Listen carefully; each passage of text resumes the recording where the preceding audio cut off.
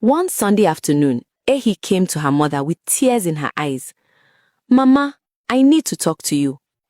Osaro looked up from the beans she was sorting. "What is it, my daughter?" "JAMB registration is closing next week. Mama, I really want to register. I've been studying so hard.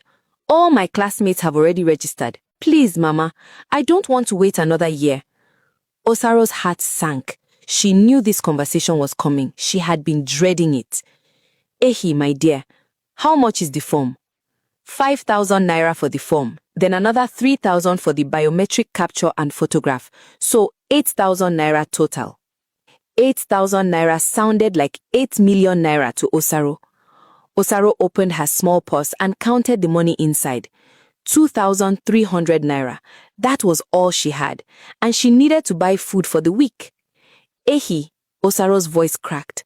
"I don't have the money. Please, can you wait till next year? By then I would have saved enough." "Next year?" Ehi's voice rose, then broke. "Mama, I'll be 19 next year. All my mates are already in university. I can't keep waiting. I've studied so hard for this exam. I know I can pass. I know I can get into medical school. Please, Mama, please." She was crying now, and it tore Osaro's heart into pieces. "I'm sorry, my daughter. I'm so sorry. I want to help you, but I don't have the money. The bank people are still coming for their money. We can barely afford to eat." "Then I'll call Papa," Ehi said suddenly, wiping her tears. Osaro froze. "What?" "I'll call Papa and ask him for the money. It's just 8,000 naira. He's my father. He should be able to help with at least that much." Osaro wanted to say no. She wanted to forbid it, but when she looked at her daughter's desperate, hopeful face, she couldn't. "I will never use my phone to call that man," Osaro said quietly. "But if you want to try, I won't stop you." The next day, Ehi borrowed a phone from their neighbor, a young man named Chidi. Her hands were shaking as she dialed the number, a number she had memorized but never called. It rang once, twice, 3 times. "Hello?" Pascal's voice came through, sounding irritated. Ehi's mouth dried. "Papa, it's me, Ehi." Silence. Long, painful silence. "What do you want?" His voice was cold, so cold. "Papa, I want to register for JAMB. The form is 8,000 naira. Papa, I really want to go to university. I want to study medicine.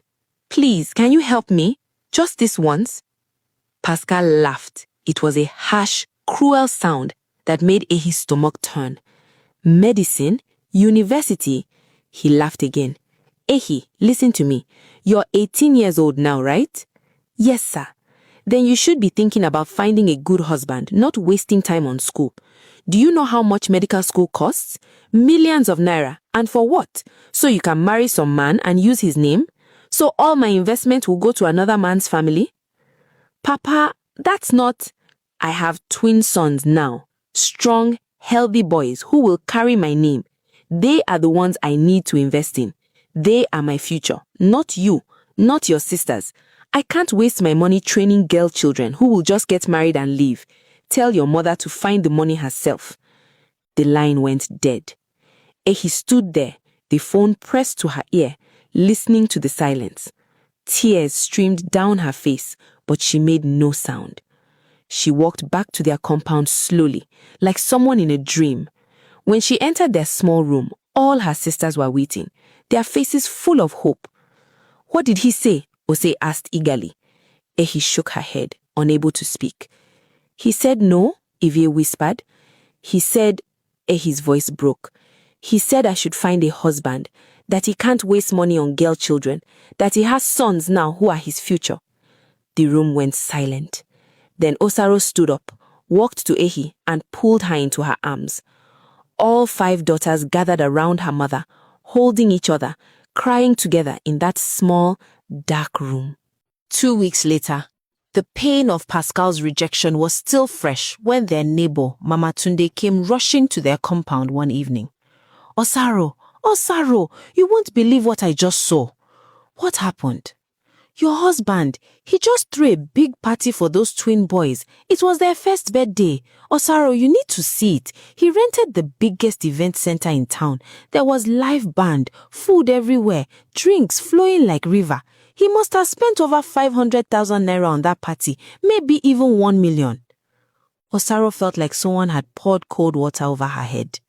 500,000 naira, maybe 1 million. For a birthday party, when his own daughter was begging him for 8,000 naira to register for JAMB. That night, all 6 of them cried again, but this time the tears were different.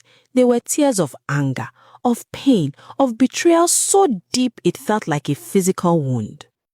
Mama, Ehi said quietly, her voice steady despite the tears on her face.